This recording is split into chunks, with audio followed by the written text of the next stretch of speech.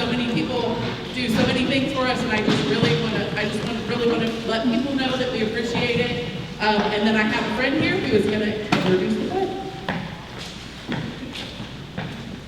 Welcome for me again. Welcome for me. I did welcome for me. Welcome, Martha. Yes.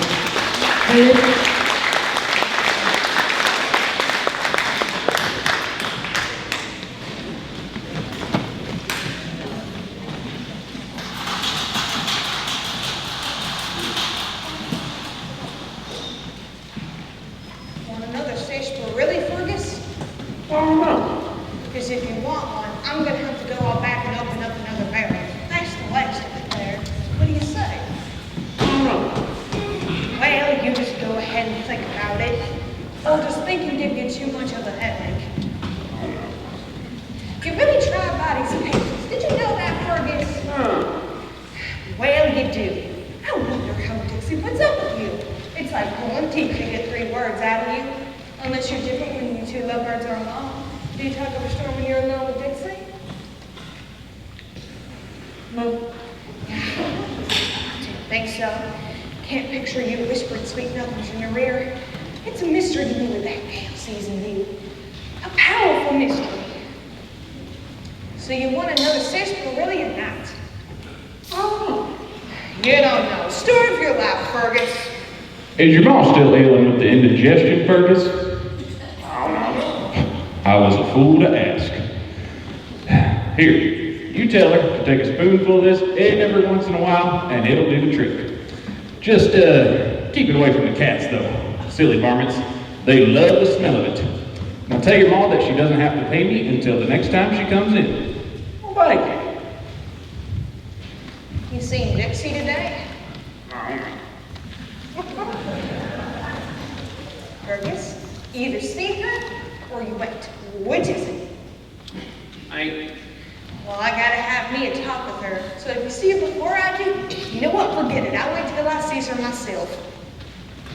Is Mr. Malliford in here? Never heard of him. Oh, goodness gracious almighty. I've been looking for him everywhere. Well, what's his name again? Mr. Malliford. Barclay Malliford?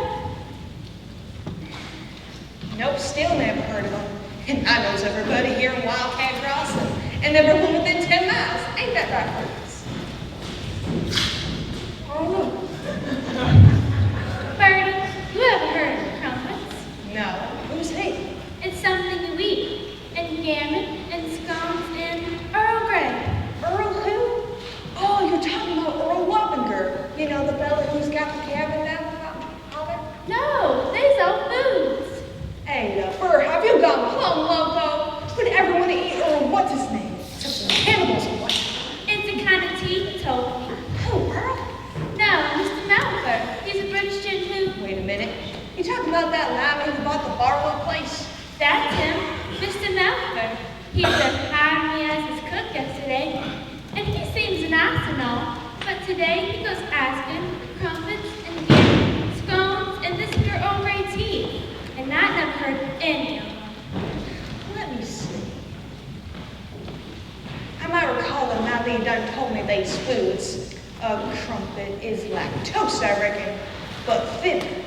And a scone is like a biscuit or meringue. You got it here? Heck no, what I want stuff like that here for? Bertie, what am I gonna do? If I can buy 'em here, I gotta walk 6 miles to Spittlesville. You'll do no such thing. I'll tell you what.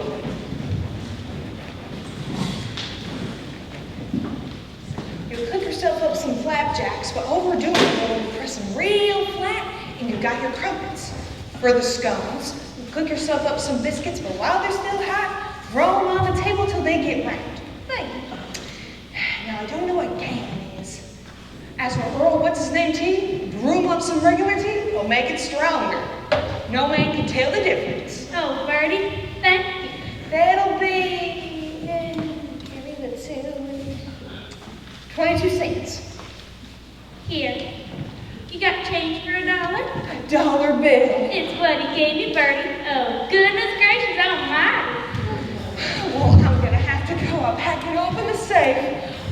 Oh, dollar, such carrying on. Well, howdy there, Fergus. Howdy. What's this here about you and Dixie? I don't know. I hear you two is courting. That true? Oh, Well, that's what I heard. What do you think of that?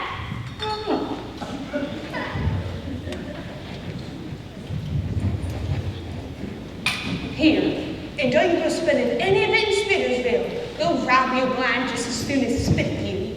Thank you. So tell me, Ada, what's this lilac, this Milne-some feller? Mr. Melford. Oh, he's a regular gentleman. Good manners and all. And clean, too. Real fine clothes, like an undertaker. Sounds like a swell. The only problem is his talking. He's talking what? Is he some kind of chatterbox like Fergus here? Oh, he talks plenty. But it's hard to figure out what he's saying sometimes. He speaks real English. Heck, we all talk English, don't we, Fergus?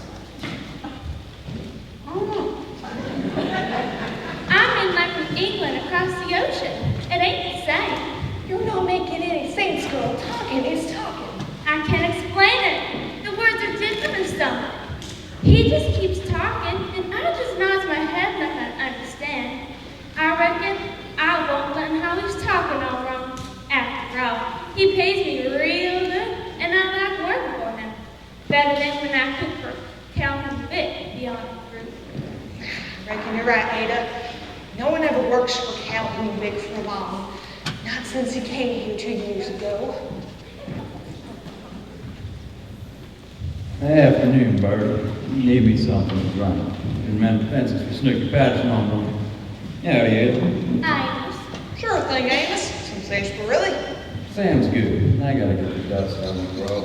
Sarsaparilla it is. Hey, Roy, bring me a fresh barrel. Amos, you worked for Calvin Vic once, didn't you? About 10 days. If it had been 11, I would have killed the varmint. Nastiest piece of rancher I ever seen. I stuck it out for a whole month. I was so desperate for the money. Not that he paid none too good. I know. Stingy is what his name. You must be talking about Calhoun Vic. That's a fella. I'm working for a nice man now, a regular gentleman. In Wildcat Crossing? Not likely. Well, it's that fella that took the Barlow place. By the name of Melon something. Mr. Melford, that's the one. You know him. Not to recognize, but come to reckon, I'm supposed to meet him here tonight. You don't say. The Slim Wilcox told the fella you can meet me at Birdie's this afternoon. Well, I reckon he's looking for a new foreman. No Englishman could run a ranch like that by himself. I don't right know what he wants from me, but I have my suspicions. Oh, he's real nice. A regular gentleman, like I said. That's what has me suspicious. A regular gentleman in the Barlow place? In my mind, it just don't figure. Amos here never took too kindly to strangers. Ain't that right, Amos? I don't mind strangers, as long as they've been here 10 years or so. Hey, Fergus, what the hell are you and your ma been on these here birds?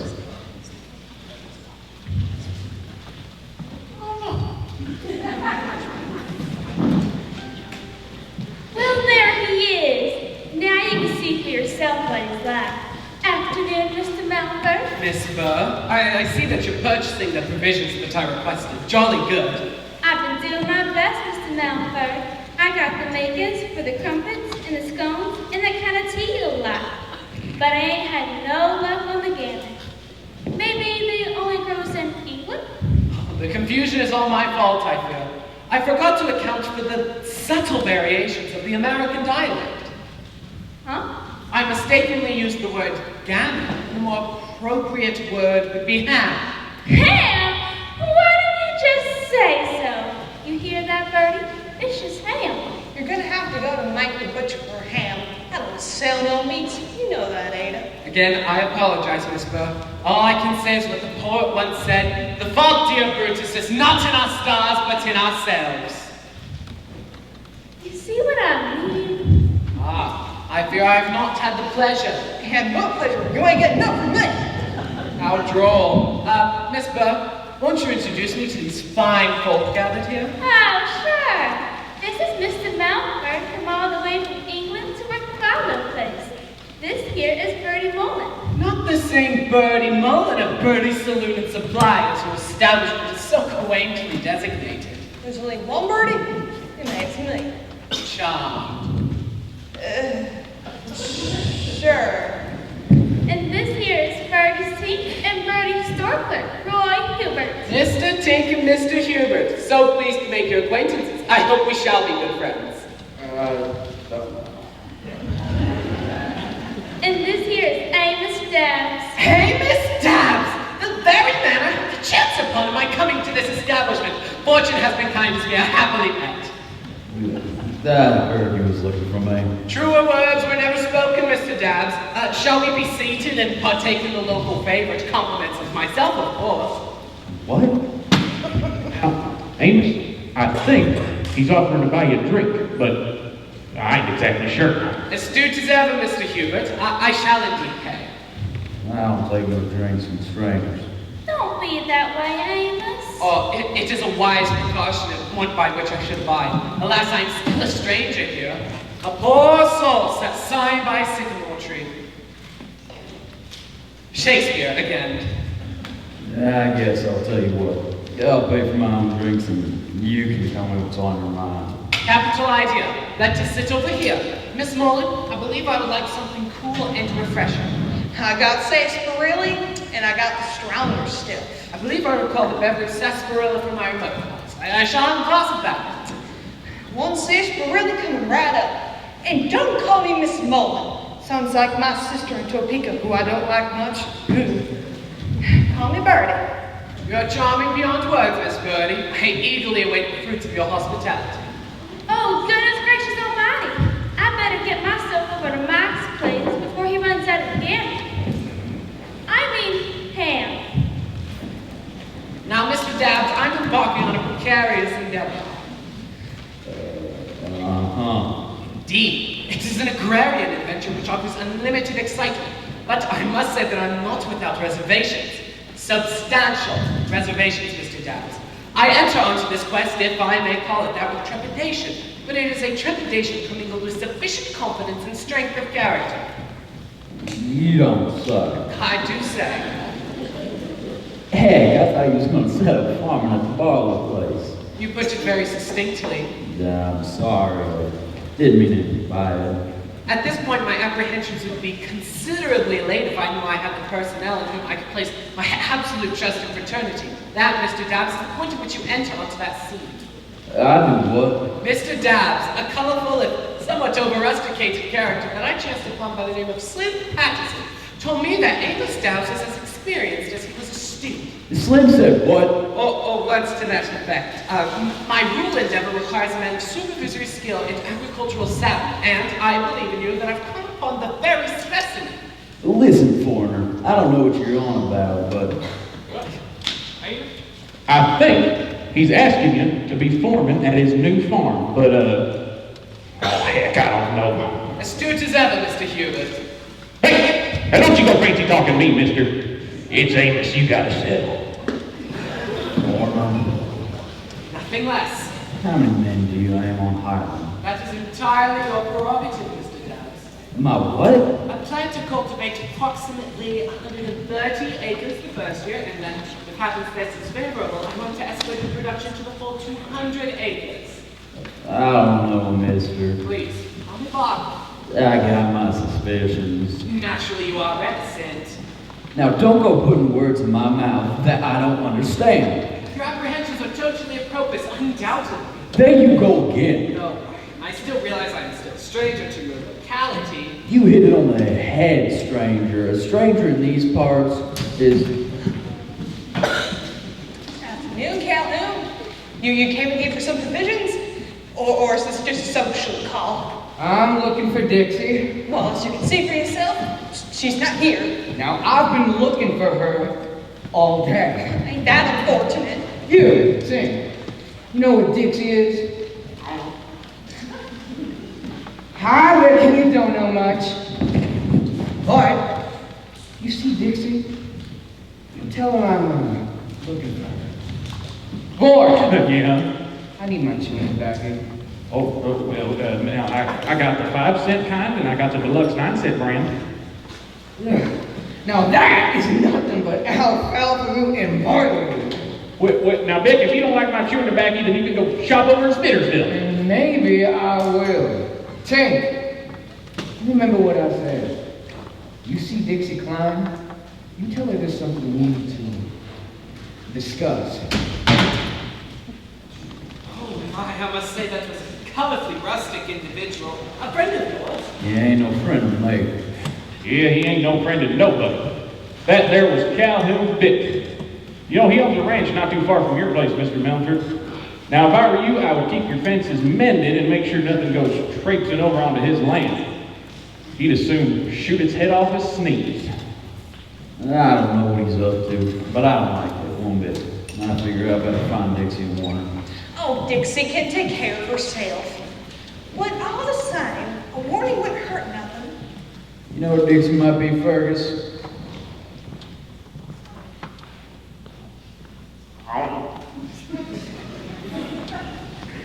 Well, if she ain't hunting rabbits, or shooting tin cans off the river's fence, she might be up at the schoolhouse to see her sister. Good idea, Bertie. Mr. Downs, I shall tarry here so that we can continue our abruptly interrupted conversation. Well, listen, Mr. Bob. Melford, no, I'm quite amenable to being addressed as Barkley. Listen. I can't understand a word that you say. And that ain't good on a farm or a ranch or anywhere as far as I can tell. And to be downright honest with you, you might be better off going back where you come from, where they talk like you. Afternoon on. My, I must say that was rather discouraging. I've just been told that Mr. Dobbs is just the kind of man I've been searching for, and as happenstance should have it, he's currently seeking gainful employment. Well, Amos is a good fella, all right, but he's stubborn as they come, and he's got his suspicions. I would be willing to overlook any personal idiosyncrasies on his part. Any what? Now there's your problem, Mr. Melford. That fancy English talking is going to scare away every rancher and farmer in this here territory. You know, Ada told us that you done talk unusual like, but she did not say the half of it. Oh dear. Miss Birdie, I believe I would like something a little stronger. Sure thing, Mr. Milford. Oh, and one more thing. Oh, chewing tobacco? Now I got the 5-cent kind. No, thank you. Would you mind calling me Barkley? Sure. I'll call you anything you like. Drink this down. You'll feel better. And Mr. Tate, Mr. Hubert, would you mind calling me Barkley?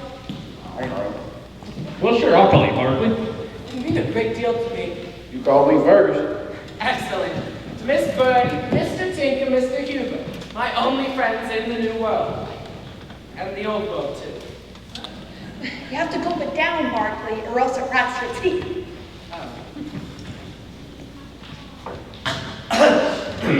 Good stuff, ain't it? Nothing like it back in England.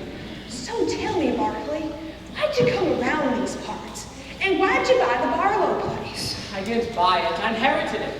You're related to old man Barlow? A second cousin on my mother's side. Huh. Now, who'd have thought that old man Barlow had kinfolk back in merry old England? I didn't know him, of course. Was he a nice man? Not by a mile. Hated everyone, and everyone hated him. It's worked out bad. I don't think he was on very good terms with family members in Dorset either. I think he left me the farm in his will to upset my cousin Wilfred. Well, the Barlow place ain't much now, but I reckon you could turn it into something worthwhile. How? No one will work for me. Mr. Dubs is the third person who turned me down. That's a darn shame. And why? Because I talk like an idiot? No, you don't. Looney McGuire over at the livery stable, he talks like an idiot. You just talk like What? you know it. Different like. Maybe folks will get used to you in time, Barkley. I don't know. I should have gone to Australia as my Uncle Gerald suggested. Don't know much about Australia. Do they talk like you there? I doubt it. It doesn't matter. I spent most of my money coming here, and here's where I'm destined to remain. Buddy, that drink doesn't taste quite so repulsive after a few minutes. Can I trouble you for another? Sure, Barkley. And this one's on the house. I did not take advantage of your hospitality in such a way. Oh, there you go again. Fancy talk when there ain't none needed. Just say, sure, Bertie. Nothing doing, Bertie. See? Nothing doing, Bertie. Not bad.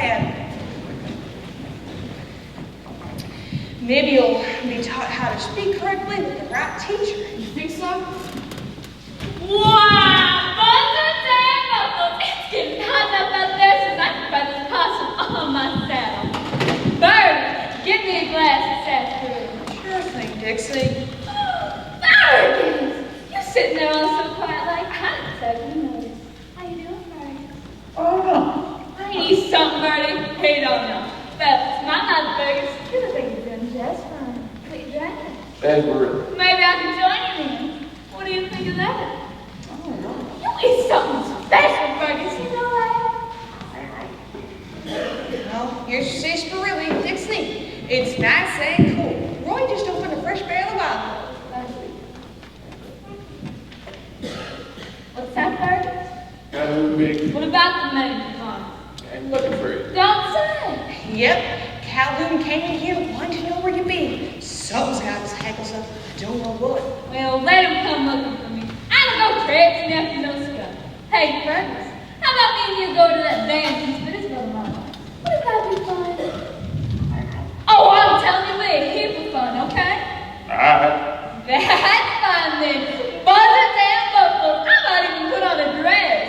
What do you say to that, Fergus? I don't know. Hey, Adrian. Who we got here? This here is Mr. Barkley Melford. He done come all the way from Europe. Well, I'll be a coyote's cousin. Mighty pleased to meet you. The name's Dixie Klein. The pleasure is unquestionably mine. Huh? I mean, very good to make your acquaintance. You're up, huh? Any special thought? Great Britain, to be precise. Oh, don't say. What's so great about it? Uh, Oh, I'm just joshing you. Imagine putting the word great in the country's name. Takes a lot of gal, I say. What you doing in these here parts, Mr. Buck? I've actually emigrated to this wondrous land of yours. I'm a farmer. If you're a farmer, then I must be the Duchess of Salisbury. Miss Klein, you have something of a frontier wit. Oh, come here, Dixie. Your fess up. You ain't really a farmer, right? I am actually quite serious, although I actually have strong intentions of pursuing my agricultural vocation, but my situation is currently far less fortunate. He wants to get the Barlow place up and going again. The Barlow place? That's gonna take a heap of doing. You got yourself a good foreman? I regret to inform you that you've come at the very crux of my difficulty. I was actually just speaking to Mr. Dixie Klein, I got a bone to pick with you. I fear it's an old complaint, but I know I know all the same. Is it true? Hold on there, laddie. Hey, you see, I'm talking with this here gentleman. What? Mr. Barkley Milliford, this here is my eldest sister, Laddie. Most charmed to make your acquaintance, Miss Lottie. Oh. Actually, it's Charlotte. Charlotte, then. Lottie, Charlotte, a rose by any other name would smell as sweet. Huh? Shakespeare. Who else? It is true, Mr. Melliford, that I'm Dixie's elder sister, but not that much older. You understand? I am actually glad that you made that distinction. I could have mistaken you two for twins. So tell me, Laddie, what's got you so riled up today? Come in here like a wet hen a moment ago. Oh, I don't wish to bore others with our domestic differences. Funny. Seems you come in here most days doing just that. I'm sure Mr. Melliford here would... Please, call me Bob. Oh, you insist. Handsome. As I was saying, I don't think Barkley here would need to be bothered by our sibling squabbles. You was fuming like a coffee pot a second ago. Out with it. Well, is it true you took little Percy Green hunting possums with you yesterday? Skaters? Well, depends. He was absent from school. He said something to the effect of having malaria. Of course, I questioned him. He said he had no idea what malaria was. Finally, he fessed up, said you urged him to play hooky and go hunting. Skeeter is one bright kid. I just wish he was better. Disgraceful. My own sister undermining my efforts to bring a little culture and education into this town. Oh, wild cat crossing the way you culture, you want. Oh, Mr. Melliford, pardon. You see what I'm up against? I see that you have the enviable task of enlightening the youth to the rudiments of learning. Huh? Yeah, she's a schoolmom, all right. The schoolboy sat there with his shining morning face, creeping like a snail, unwilling to school. True words were never spoken, Barkley. Oh, Shakespeare. Yep. Get out of here, boss! Spit in your eye! Dixie, We shall continue this discussion discussion at home. Dear sister, so pleased to have made your acquaintance. I do hope our paths may cross again. Most likely. It's a small town. Most charmed to have made your acquaintance, Miss Shaw. Oh, thinkest thou we shall ever meet again? I doubt it not. These walls shall serve a sweet discourse in our time to come. Oh, finally, a gentleman has come to Wildcat Crossing. Well, what do you think of that? I ain't seen Lottie get so mighty down sweet talking since she was courting that barbed wire salesman from Kansas City. It ain't come nothing. Charlotte is not romantically attached. She's no me. As for your own marital status, Miss Dixie, Huh? He wants to know if you're hitched. Me? Wow, buzzers and buffaloes. I'm as free as one, and I'm gonna stay that way. No, unless Fergus starts sweet talking. Then no. We don't know. Where did he go? Oh. What about your own stage, Barkley?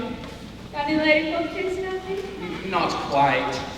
Well, you stick around here long, you'll soon be right for plucking. Ain't that right, buddy? Yep. Any bachelor who ain't too bow-legged don't stand a chance of staying single in these parts. Let me not to the marriage of true minds and written pediments. Anybody ever tell you before you got a bad habit of living in the poetry talking? For no good reason. I'm afraid that it's one of my personal idiosyncrasies that keep me forever on the fringes of the local populace. And you got a funny way of talking even when you ain't spouting poetry. I fear it's my undoing, Miss Dixie. Now, my sister Lottie may cotton to that kind of talk. Most everyone else in this territory, they won't take kindly.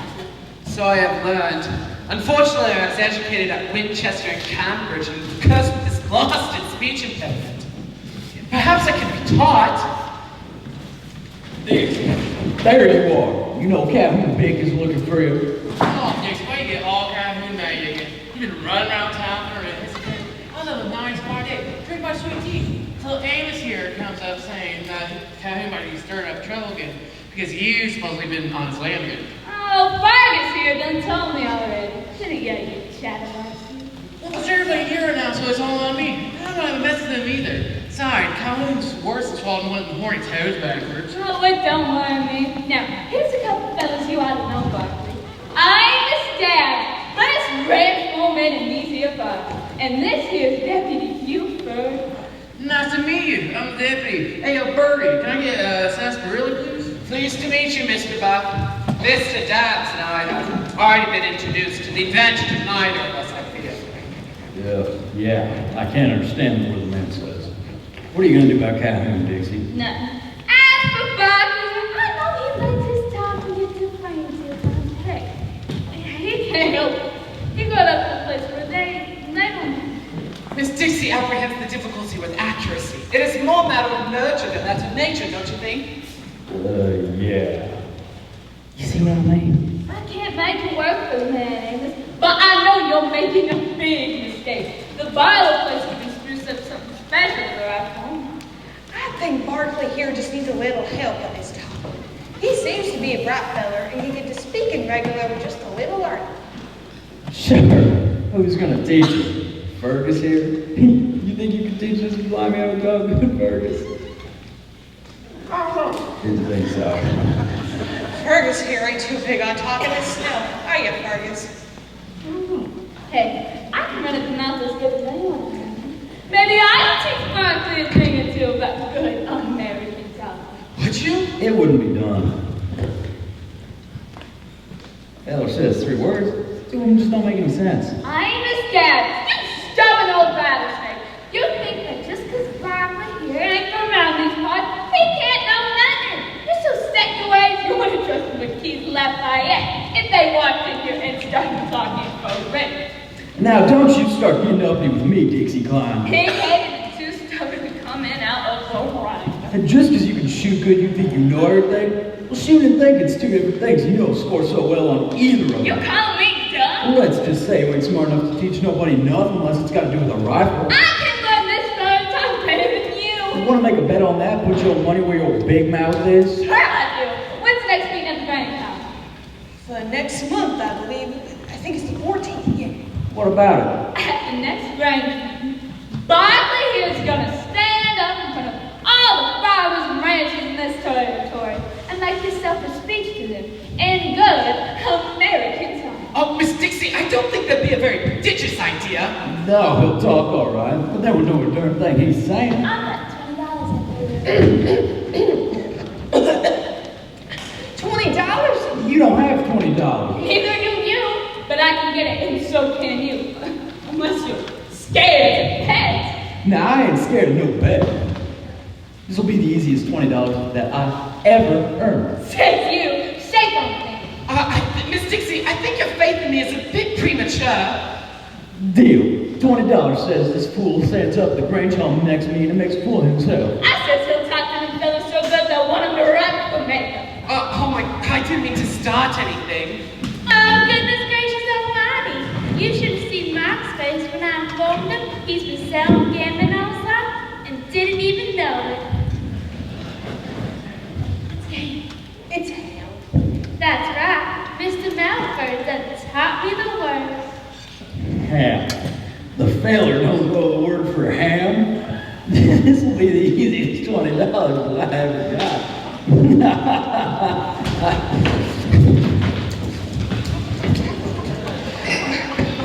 What'd you come back here for, Calhoun? Did you take your mind about the tobacco? Dixie Klein, been looking for you. Fire's here done told me already. Hey, found me. What you gonna do about it? You've been hunting up on my land. Well, you're wrong again. I wouldn't set foot on that crabgrass village you call a farm if I heard a buffalo was chasing me. Oh, yeah. What do you call this? That there is a possum.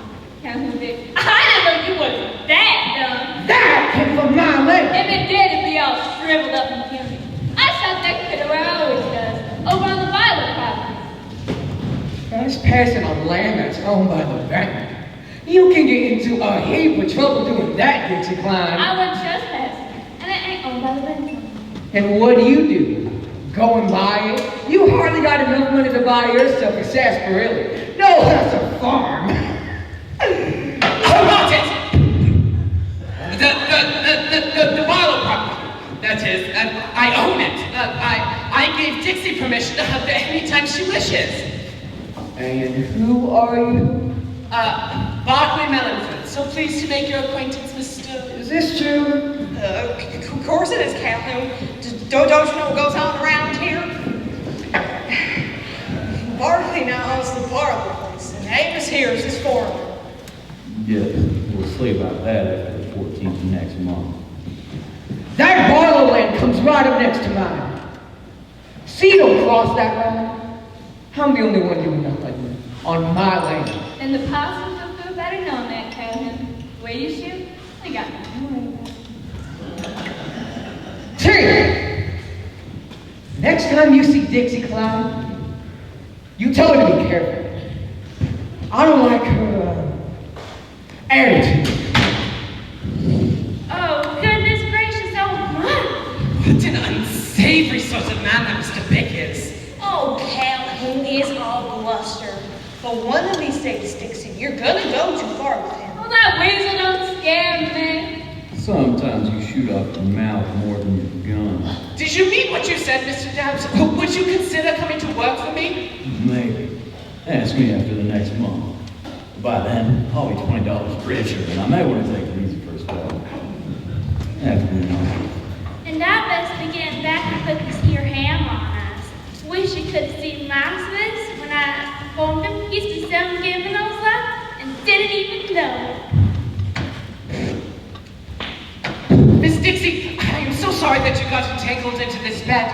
Maybe if I talk to Mr. Downs, he'll call the whole wager off. Ah, nothing doing. I said I was going to fix up the talking, and I mean to do it. Starting right this very minute. Certainly. Once more into the breach, dear friends, up the wall of our English dead. Where you go again? Was that poetry? Yes, Shakespeare, Henry V. I don't care if it was Napoleon fit. It's gotta stop. Oh, Bird, you got a bucket in the back there? I believe I do. Good. Fetch me that bucket. Whatever for. You do as I say. I'll show you soon enough. Okay. You listen to me, Mr. Barkley Milford, and you listen good. This here poetry spell has gotta stop. And I know how to do it. Certainly, Miss Dixie. My fate is entirely in your hands. I am on collecting that $20 from Amy's dad, and you're gonna help me by doing whatever I tell you. Certainly. Da da da da! Here's the bucket. It just kind of rusted up a little bit. It hasn't been used except as a spittoon once or twice. It'll do. Now, Barkley, you got a nickel? I believe I do, Yeah. Every time you quote from that Shakespeare fellow, you stick to it that you put a nickel in the bucket. That there particular nickel is to pay for your speech about breaching something. You understand? I believe I do.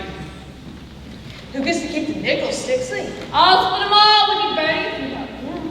If I ain't around and you hear one line of poetry come out of Barkley here's mouth, you see to it that he puts a nickel in the bucket. Sure thing, Dixie. Heck, the way poetry comes spilling out of his mouth, we might both earn ourselves more than $20 each. These are harsh conditions, Miss Dixie, but I must say, desperate times call for desperate measures. Is that poetry? No, I promise you it isn't. Well, best way to say it is skip any fancy talking at all. That way we can be sure. Very astute. I mean, good idea. We still got our work cut out for us, Barkley. You just picked up so many bad habits growing up in England. It's gonna be like busting a Bronco to get you to behave. I apologize, Miss Dixie. Oh, you can't help it, but I'm gonna bust up. I will expect nothing less. Good. Now, first thing I want to do is give you a little test, just so I can see what I gotta deal with. Okay? Okay. I want you to go up to the bar and order yourself a drink from Bird. Just go up to the bar and order a drink? That's right. Certainly. Afternoon, Miss Birdie. Lovely day we're having, isn't it? Quite clement, I might say. Hold it right there. What the heck are you doing? Being pleasant. You want a drink. You don't need no weather report. I was just making convivial small talk. There ain't no such thing as small talk in this territory. Either make big talk or you shut up. Oh. Try it. Miss Birdie, I would very much like a drink. Very much like a drink. She don't need to know how much or very or nothing else. Just tell her what you want to drink. Birdie, I want a drink. No, say, Bertie, give me a drink. Isn't that rather rude? Maybe, but it's what folks say. I don't want to appear unfriendly. You want to appear friendly, then you say, give me a drink, Bertie. Now, if you really want to be friendly, you put your money down and say, keep the change. Tell her what you want to do. I have sarsaparilla, and I got the stronger stuff. What a delectable selection. I must ponder the possibilities. The root of the sarsaparilla plant is quite delicious and somewhat medicinal, I understand. One dram of the more powerful potion has its own restorative powers, I understand. I'm in quite a quandary, Miss Birdie. Won't you introduce me to these fine... won't you guide me in the most advantageous decision?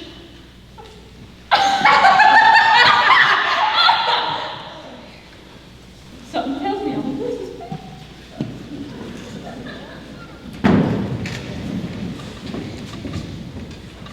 Will you get out of my way?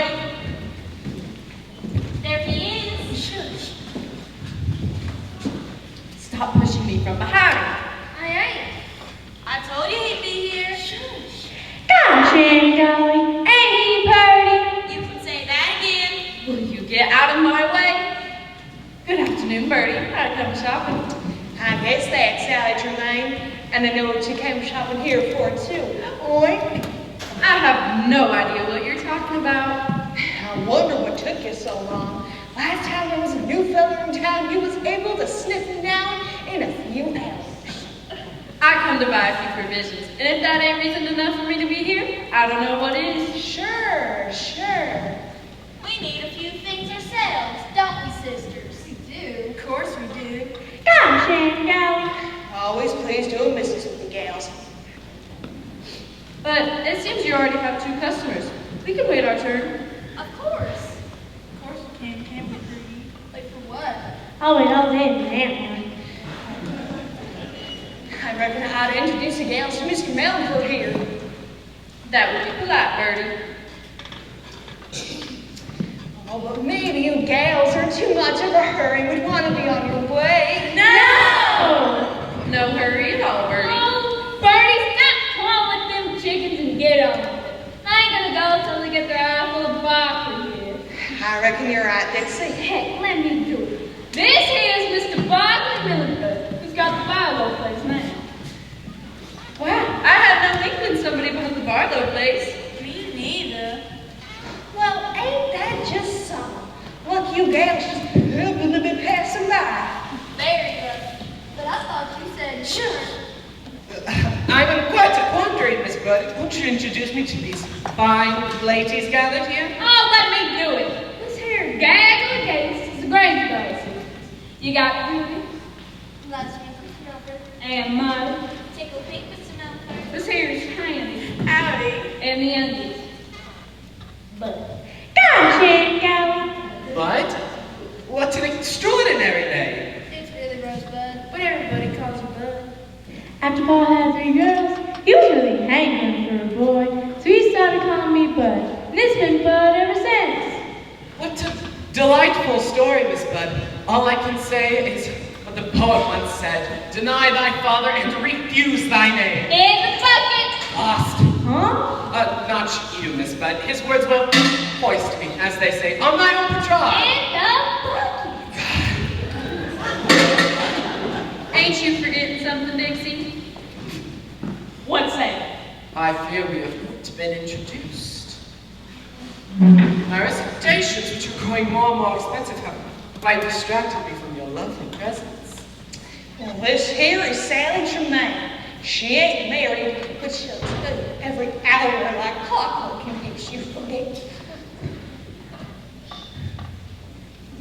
It was charmed to make your acquaintance, Miss Tremaine. Sally, please. I got a feeling we're gonna be real good friends. I do hope so.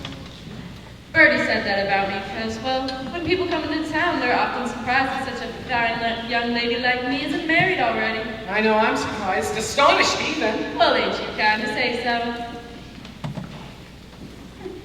I thought you hens came to shop.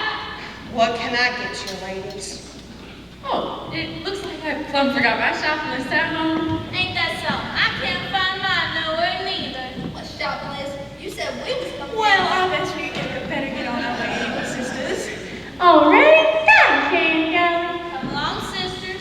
Nice to meet Mr. Milford. Welcome to Wildcat Crossing. Bye. Now, if you ain't gonna buy nothing, Sally Tremaine, I reckon it's time for you to get on and get to. I do have a few calls to make while I'm in town. Partner's such a sweet sorrow, ain't it not, Mr. Milford? Charmed to have met you, Miss Tremaine. Sally, please, let's not be strangers no more. See you around. Hussy. Sorry about that. Frog in my throat. It's really. But that there Barkley is the town flirt, if you ain't guessed it already. Just a high-spirited young lady, I imagine. If her spirits were any higher, she'd be a vulture.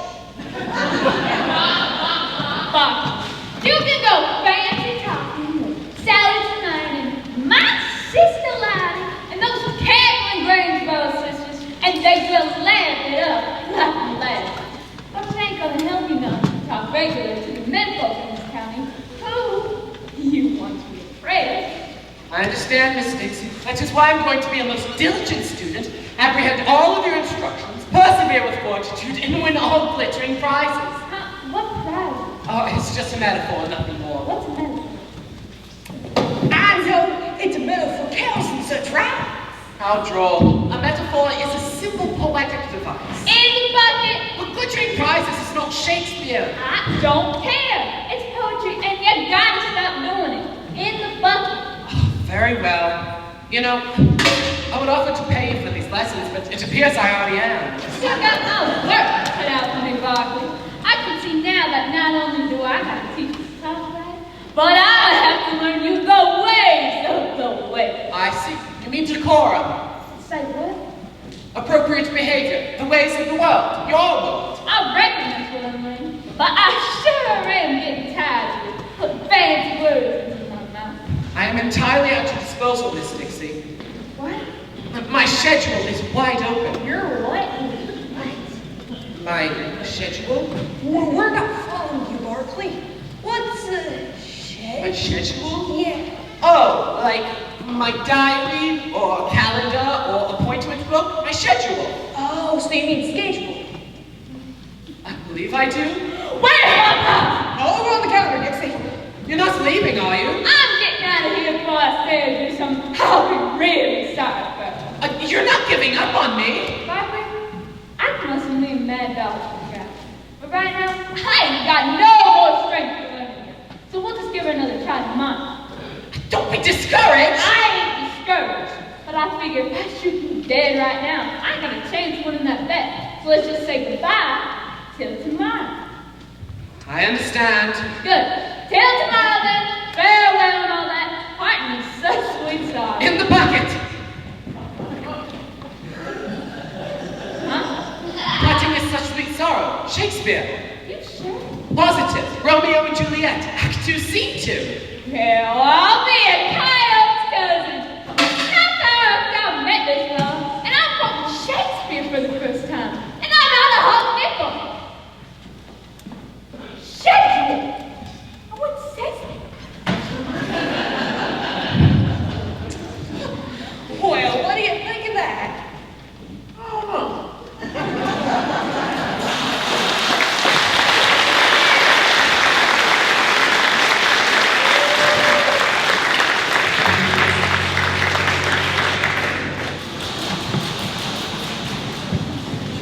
Well, thanks to Bertie and Roy here, you're looking a little more than that. Now to work on fixing that fancy coffee cup. I do look quite dapper in my new Western attire, don't you think, Miss Dixie? Not too shabby. I really want to thank you all so much for your help. Well, first of all, y'all know. Oh, and secondly, I had new boots. They don't make you a cowboy yet. You still gotta learn how to walk, talk, and shoot like one. Okay, not you all, y'all, all, all. Yeah, wait a minute. Come on over here for a minute. How about you try saying this little saying? We ain't got none, we don't want none, but we ain't never gonna have no more of that Earl Grey tea. And this here part, we drink sarsaparilla. We don't want any, we don't have any. Now, Barkley, dadgummit, I'ma say it for you again. We ain't got none, we don't want none, we ain't never gonna have no more of that Earl Grey tea. Miss Dixie, this is quite difficult for me, but it will not be the reason you lose your bet. We ain't got, no, we don't have any, no. We ain't got, no, we don't want, no, and we ain't never gonna have no more of that Earl Grey tea.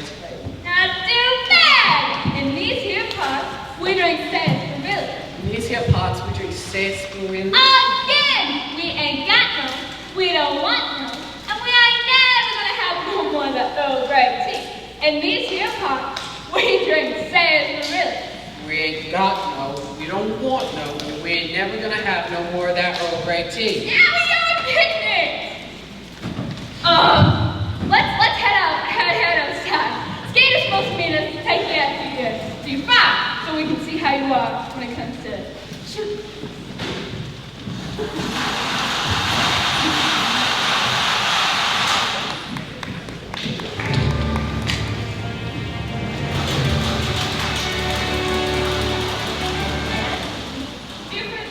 I still don't know why you had to follow us all the way out here. I've never heard of you. Besides, you ain't cracked up myself, I'll show somebody how to shoot. Are you kidding me? You couldn't shoot gas out of your gun. All right, now, Buck, you're going to want to take a deep breath in and power. Shoot.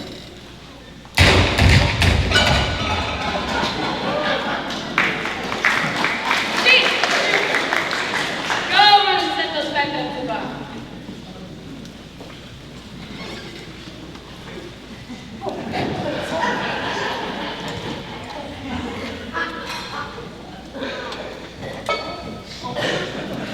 Take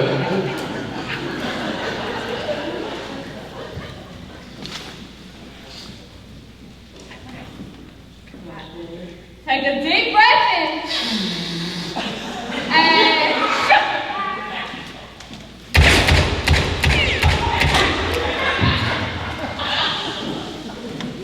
Boss, now what does my use of a firearm have to do with my ability to speak? If you want to learn the ways of the ways, you gotta learn how to shoot, Dixon. I wouldn't have been elected deputy myself if I wasn't a crack shot. Buford, you weren't elected deputy or nothing. The sheriff gave you that job because he's your mama's brother, and there ain't no other reason. Don't talk about mom like that. You'd have trouble hitting the bride's head of a bomb with a cane. Okay. Huh. You somehow missed every single one of your stats back. Although you should have hit at least one of them. You only managed to wound this here, right there. Oh, with your lucky hair, you did get this poor fella. Get that infernal reptile away from me. What? I'm afraid of a little old snake. Oh, I knew it! Dixie Clyde, I knew you've been hunting up on my land. Deputy, you gonna do anything about this, or are you in on this too? Oh, will you give it a rest, Big? I was just up here to see some bark for the sheep on his own land nonetheless. You killed that snake on my land! Now you hold it right there, mister. I shot that infernal reptile on my side of the fence, and you are currently trespassing on my land. I've the law on my side, so I suggest you quit being such a bully to this lovely young lady. Yeah, Big. You take your slime self and get on out of here. Dixie Clyde! I'll catch you in the act one of these days. You better watch yourself!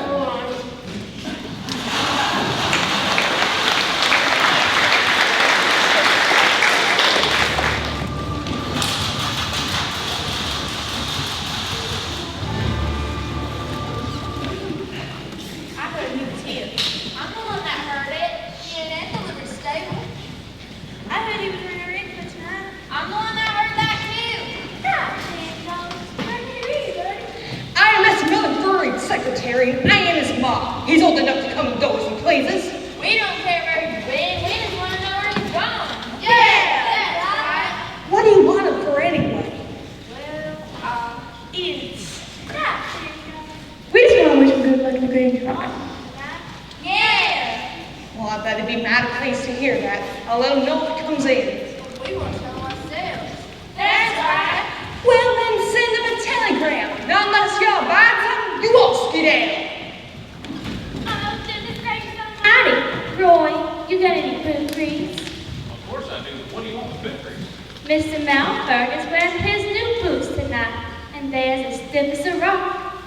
Ada, where is he? Mr. Malberg, Who else? he's over at the barber shop getting himself a haircut and a shave. Oh, Sean, why didn't we think that? Let's go.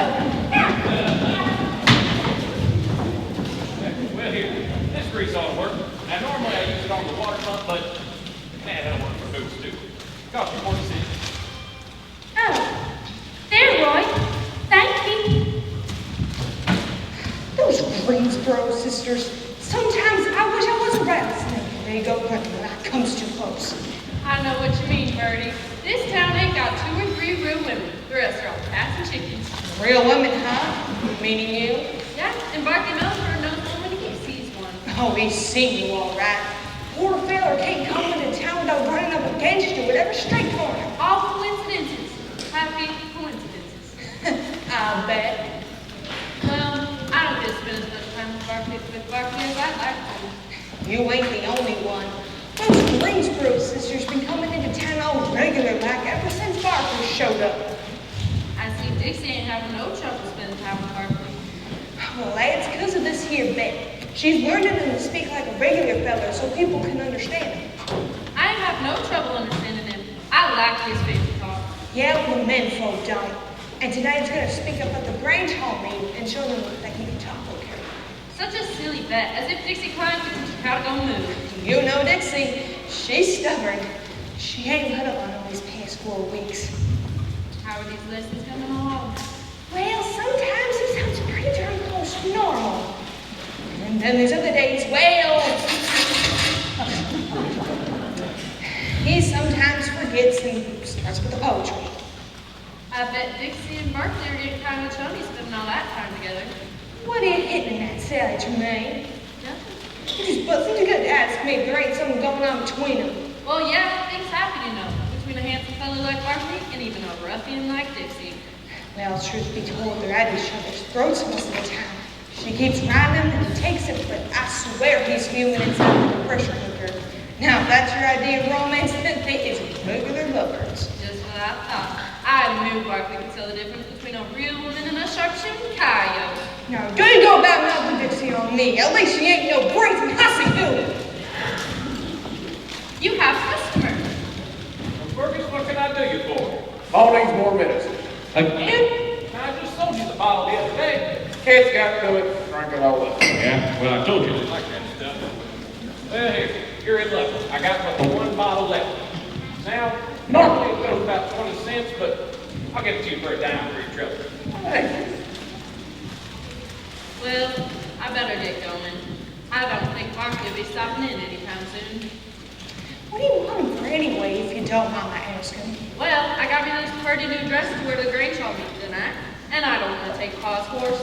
I was hoping I could catch a ride with Barkley. I hear he's renting a rig. Oh, he is. But it's for him and Dixie.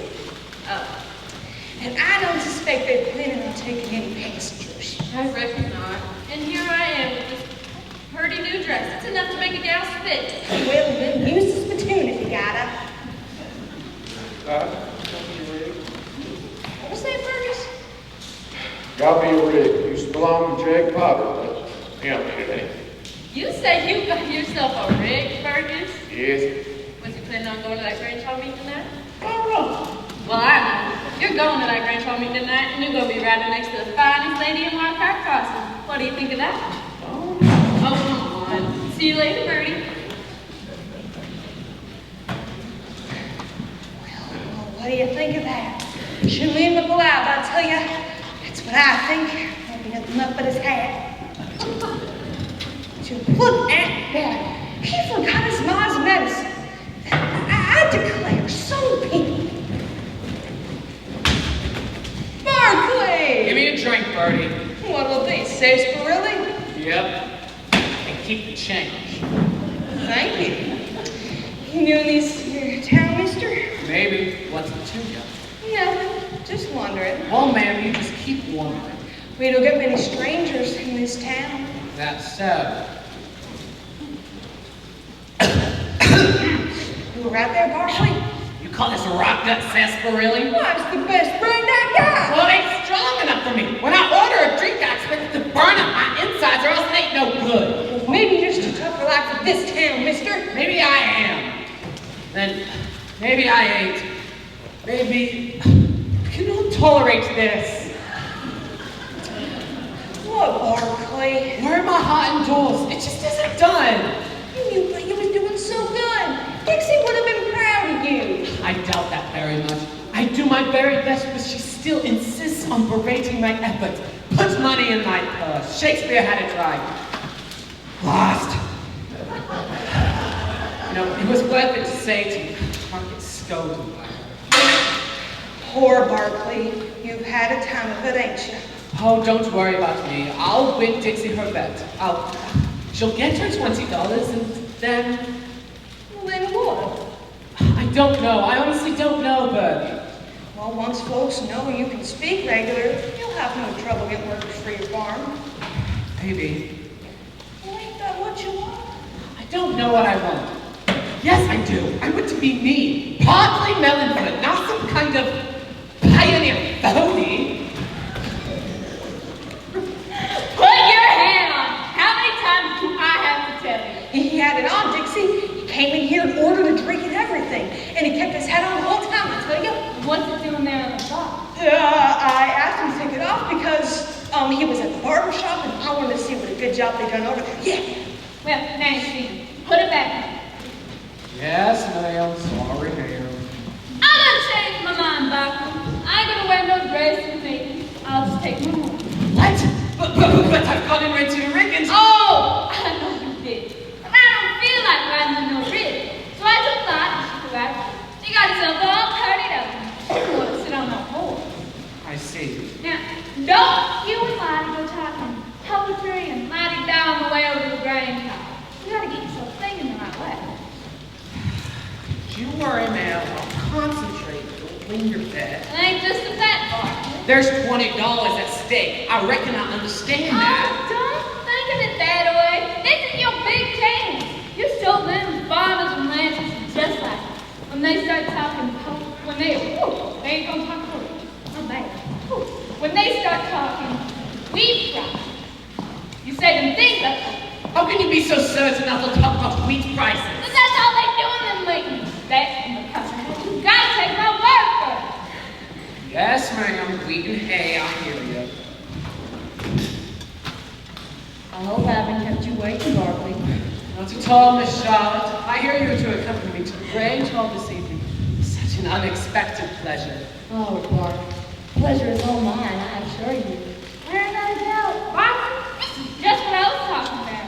I beg your pardon, Miss Lindsay. Shucks, ma'am. I'm just plumb tickled pink knowing you're going to trample on with me this evening. Very funny. But I don't want you and Barkley talking fancy books and poetry. He needs to set his mind to what I learned. Don't you worry, ma'am. I promise to only talk about wheat and hay. How does that sound to you, Miss Charlotte? Simply dreadful. Oh, enough of this yakking. You two best get going. 5 miles to the grain car, and that bridge won't go so fast as that. Yes, we better get a move on, Miss Charlotte. We shall see you there, shall we not? Oh, I'll be there, all right. Of course she will. There's $20 at stake. Afternoon, Birdie. You show, Barkley. I know you can do it. Thank you, ma'am. Come along, Miss Charlotte. That rig is just raring to go. Barkley, Yes? good luck. Yeah, sorry. I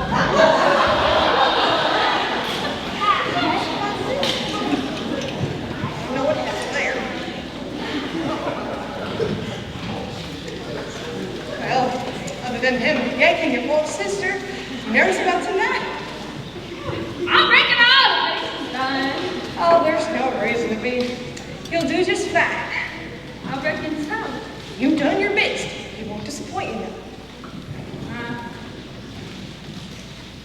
Austin, What's the matter, Dixie? funny thing, it's gonna make you laugh. What's that? I want him back. What? I want him back the way he was.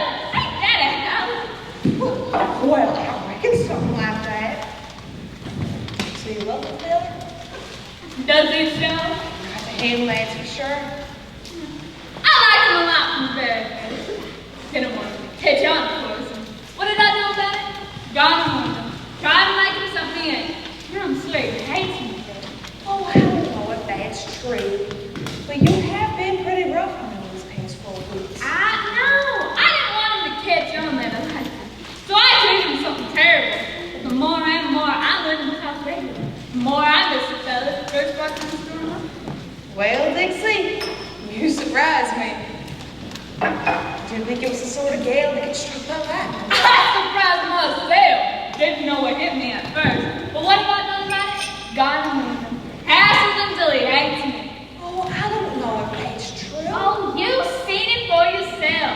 Fella can't wait to be rid of me. My guess is after tonight, he won't never speak to me again. That's a terrible thought, Ray. Terrible, through and through. I told you it was funny. What fools these mortals be. Shakespeare. He done said it.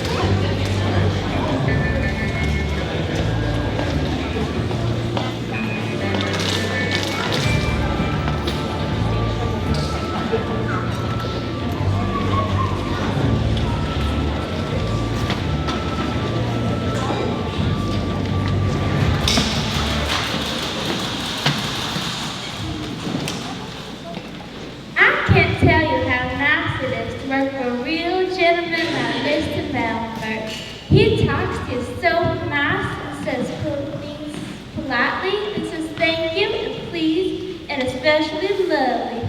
Everything is lovely to him. I say the toast is ready and he says lovely. The British must think the whole world is lovely. I declare, if I went and told him the bomb was on fire, he'd say lovely. No wonder the British have good manners. Well, I hope for Barclay's sake he forgot some of his manners at the meeting tonight. I wonder how it went. Yeah, me too. They should be back by now, don't you think? Yeah, it's been hours. Maybe they all went home. No, they always come here. You'll see. I just wish I could do something special for Mr. Malphite, because he's so nice to me. I wonder how you make an English muffin. I bet he likes that. Same as a regular muffin, I reckon. But British flour. Well, where am I going to buy British flour at Wildcat Crossing? Not in this store. Amos! Give me something to drink. I don't know how I'm gonna pay for something. Oh, you lost your bet? Sure did. Oh, well then this one's on the house. Oh, goodness gracious almighty. Tell us what happened, There ain't much to tell. Did Barclay go up there and speak like he was supposed to? Sure did. and did they understand him? They did. In fact, once he got done talking, a few of them fellas went and asked him to run for mayor. Mayor? Oh, goodness. Well, that sounds like a downright triumph. Here, Amos, have some more. Don't mind. And now this sarsaparilla berries. I could celebrate myself. Coming right up, Ada. So the rest of them coming here? I can't say. I left as soon as I lost my bed. Where am I going to come up with $20, Bertie? Simple. You'll tell Barclay that you'll be his foreman. If you still have you, that is. Yeah, I reckon I could do that. You'll love working for him. He's real nice. Nice. What does that have to do with farming, Ada? Hey, Miss Dabbs, you stop being so doggone stubborn. Barclay ain't no fool when it comes to farming.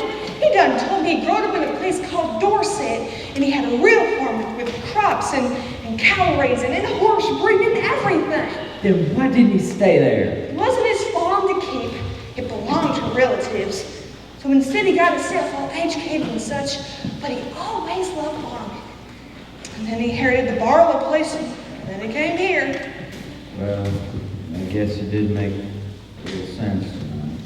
Well, of course he did. Now, if I were you, I wouldn't waste no time to ask Barclay to be his foreman.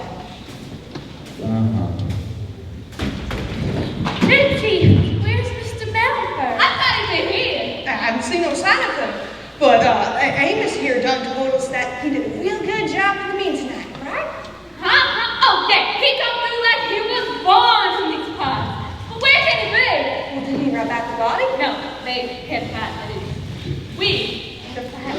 Well, what happened? Well, after Barkley was done talking and the meeting broke up, Limey comes to me all red in the face and yelping, saying I ruined a good man making me talk like that. I kind of got riled and told her off, saying I was born, he wasn't fit for nobody but stuck up fools like her. Oh, dear. I've been half made it, I reckon. I can show him my man. What did Barclay say? Well, I told him he had to go off and marry Lottie.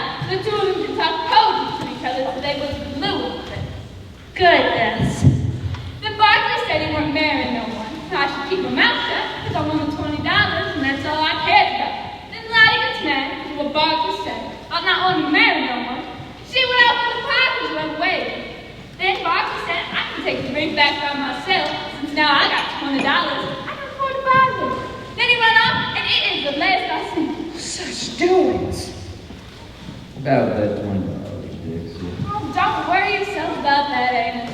John, I'm going to tell you, never seen him. He was after waste, And Amos here says that he's going to be working for Barclay now. Right now, Amos. Fergus, Tick, you stop that teasing right now. Dang it, Fergus, what have you done now? Yes. Come sit over here. Bertie, we want 2 sarsaparillas. something stronger. Not the way you was behaving, Fergus. Two sarsaparillas, Birdie. Coming right up. Fergus, you look different or something. What's with you? I don't know. Here I come. Two sarsaparillas. You know what? You look like you could use a chaser. He ain't intoxicated, is he, Fergus? I don't know. We ain't have one drop. That's the honest to gosh truth. Well, something came over him. Well, I never used to know why Dixie Klein was so fond of Fergus for so long, but let's just say he ain't the same in the rig as he is every other pilot. Fergus? A real tiger in the moonlight. Nope, I'm getting way too old for this. I declare. Is this the meeting that done this to him? We didn't even make it to that meeting, did we, Fergus? Not at all, what? Now, what did I tell you about that? I don't know. Fergus. Not at all. That's simple. Well, there's Barkley now. Mr. Mallenberg. I hear congratulations, aren't I? Yeah, I reckon they are. You done real good tonight. I'm very sorry about your bet, Mr. Dobbs. Oh, well, think nothing of it. It is my fault that you lost that $20. I insist on equitable restitution. What? He wants to pay you the $20, Amos. Yeah, I can't allow that. But, I gotta tell you what, you just take that $20 from my first month's pay and give it on to Dix. You mean, Looking at your new foreman, you're flaming. indeed I will have you. Buzz the damn buffaloes. You hear that, everybody? I done got me a foreman. Hurrah! Yeah, I'll be there tomorrow morning. 6 a.m., all right? Sounds fine. You hear that, Miss Burke? Gammon and crumpets at 6 a.m. tomorrow morning. Sure thing, Mr. Mallenberg. What's that? Ham and biscuits, Amos, don't you fret. Oh. Did somebody say ham biscuits? Buford, this is not invite for you. Ain't ever. Well, to celebrate Amos here on his new job, and to celebrate Mr. Melville's success at the meeting tonight, everybody gets a big drink! Hurrah!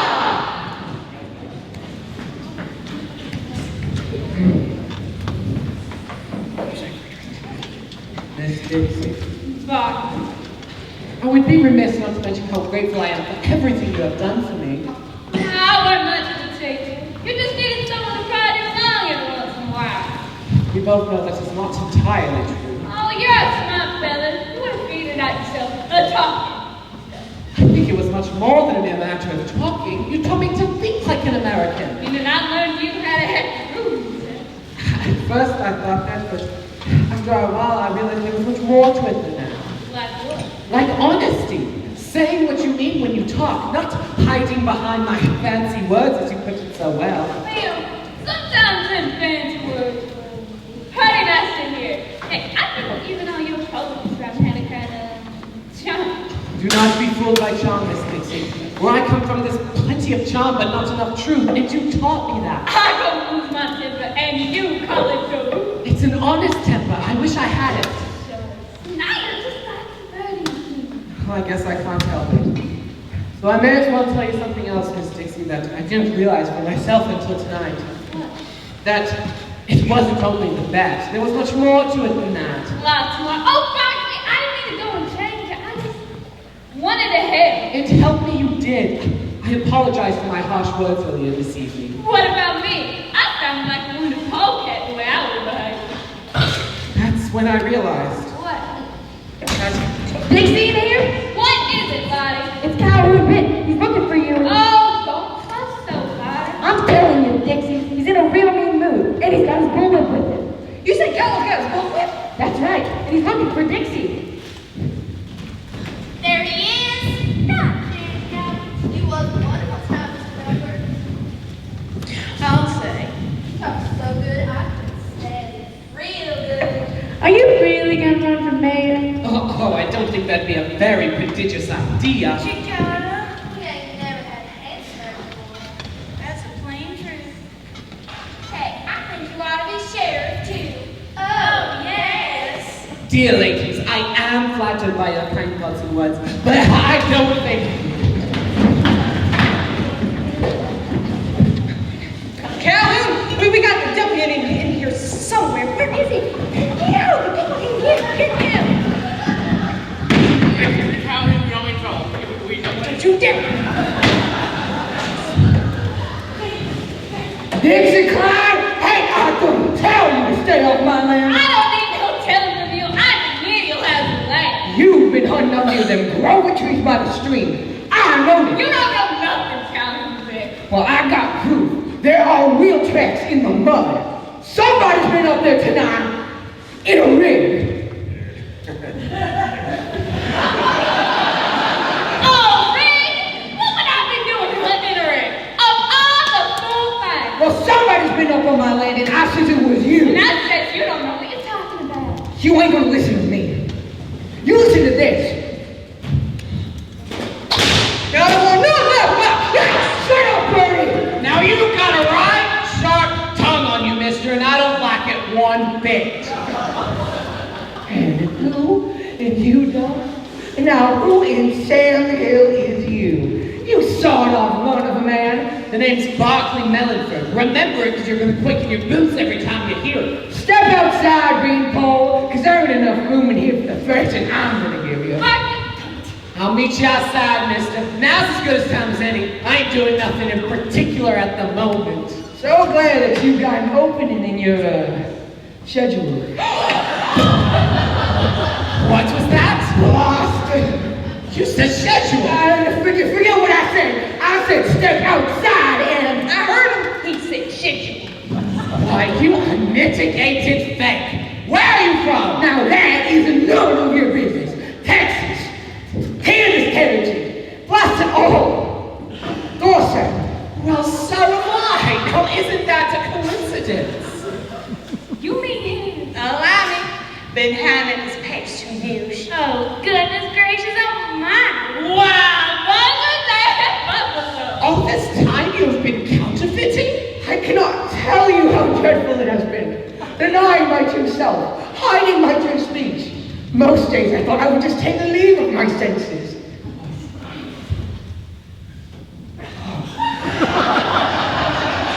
Oh, fellow, do you know what the very worst was? Wearing your hat indoors? The poetry. Making sure I didn't speak one line of poetry. It was maddening. We are such stuff as dreams are made on. And our little life is rounded with a sleep. How relief! I don't Shakespeare. I figured that. What I don't get is if you're a polite, la-di-da Englishman, why you've been so honored since coming 2 years ago. I knew that if I acted rude, no one would suspect my secret. Not a living soul would have anything to do with the polite Englishman in the American West. You'd be surprised. You dear, unfortunate man. All that poetry and good breeding inside you just aching to break out. Feels like, ma'am. Oh, Charlie, please. Thank you, Charlie. Now, well, Mr. Vick, if that is your real name. Cornelius Bickford. Hardly a prepossessing name for a farmer, I know. Except in Dorset. Well, Mr. Bickford, I hope that you find that the good citizens of Wildcat Crossing are not so narrow-minded as you may think. I too tried to be what I wasn't, and thanks to Miss Dixie here, I was able to pull it off for a time. But I intend to stay here as myself and be myself, and I suggest you do the same. But I fear I made far too many enemies here. Oh, that was as Calhoun. I don't believe Mr. Cornelius Bickford is very well known to anyone yet. I know I'd like to make his acquaintance. I'm here. Last night, a lot of the local gals have taken quite a shine in Valentine's. Oh, yes. I know that I've really noticed quite an attraction coming from quite a few there as females, but what about you, Miss Dixon? Are you at all attracted to the British male species?